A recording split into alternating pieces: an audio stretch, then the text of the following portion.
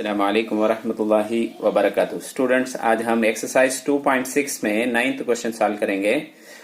A man repays a loan of 65,000 rupees by 400 in the first month and then increasing the amount by 300 rupees every month. How long will it take for him to clear the loan? So इसे solve करेंगे। अब वो एक आदमी जो है 65,000 loan लेता, first month को 400 रुपीज बनता, नेक्स्ट मंथ से उन्हें आपको 300 बढ़ा लेके चल जाता लोन में। कितने महीने में वो लोन क्लियर होगा तेरे को मालूम करना।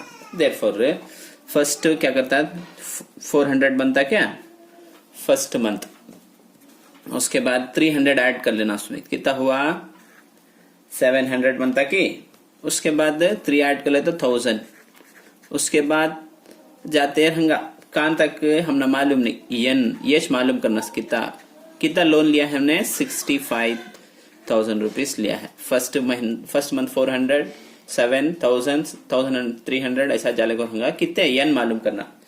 अब इसमें यह क्या है 400, फर्स्ट हम उसना ये डी आपको कितना बढ़ ले जाता 300 ना, नहीं तो 700 में 300 400 गया था 300 ना बढ़ता डी।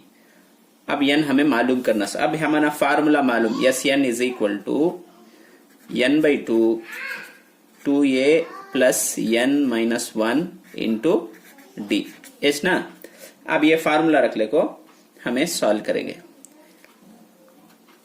n की जगह क्या लिखना, ns लिख लेना, मालूम नहीं हमने, नीचे डिनोमिनेटर में 2 का 2, यहाँ 2, ये जो है 300 है, 300 लिख लेंगे, प्लस का प्लस, n मालूम नहीं, n-1 वैसा लिख लेंगे, d मालूम है, सर ये जो है 400 है, ये 400 है ना, 400 ये d चे 300 है सर, ये 400।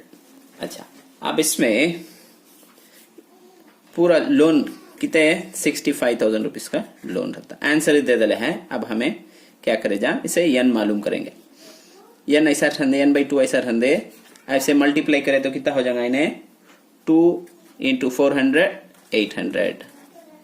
अब इसे 300 से मल्टीप्लाई कर तो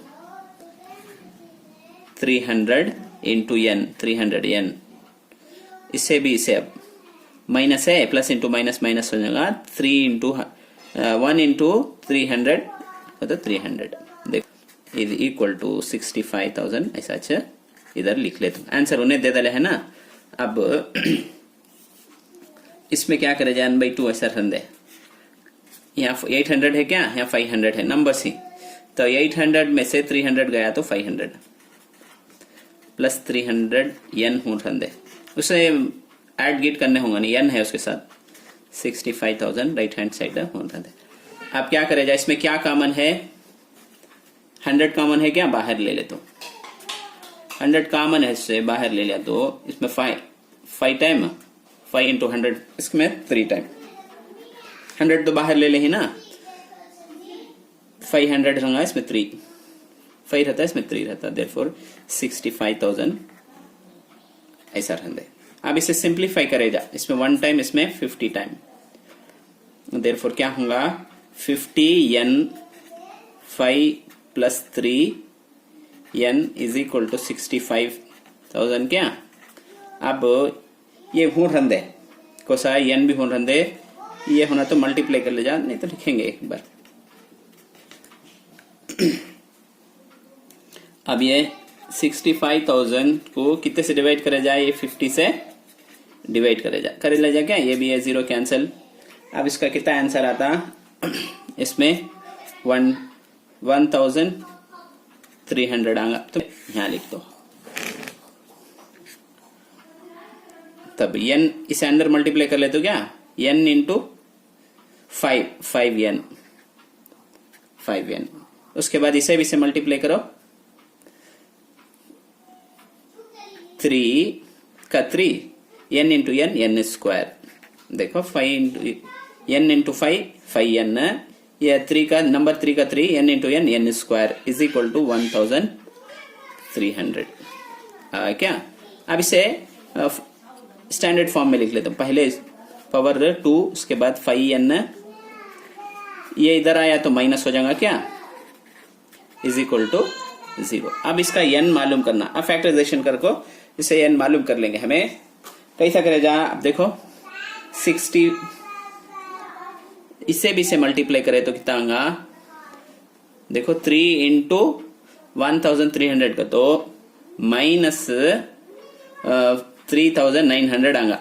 अब दो नंबर को मल्टीप्लाई करे तो इतना आना, इसमें प्लस 65 इंटू माइनस 60 करे तो ये आंसर आ जाएगा। देयरफॉर इसे कैसा लिखे जाए, ऐड करे तो कितना आएगा, देखो 65 माइनस 60 के तो माइनस प्लस 5 आ जाता। देखो 3 स्क्वायर 3n स्क्वायर के, अब उसकी क्या लिखे जा, 60 minus 60n plus 65n minus 1300 is equal to 0 लिख लेंगे। अब इसमें दो में क्या कॉमन है, 3 कॉमन है क्या, 3 भी कॉमन है, n भी कॉमन है। बाहर आगा तो खाली है n रहेगा, यहाँ को 20 रहेगा, n तो बाहर आगा ना, 65 कॉमन ले ले तो बाहर प्लस 65 बाहर आगा तो इसमें n रहेगा, यहाँ 65 इसमें 20 time is equal to 0। Therefore n एक बार लिख लेने से सेम है, एक बार लिख ले क्या, 3n plus 65 is equal to 0। Therefore n is equal to 20 डाले तो इज इक्वल टू 0 डाले तो ये क्या आएगा, n is equal two plus 20। ये आंसर, ये आया तो माइनस में आ जाता, इधर गया तो माइनस 65 तो माइनस में नहीं आऊंगा इसके सच। देयरफॉर 20 मंथ में होगा उसका लोन जो है रीपेमेंट हो जाएगा।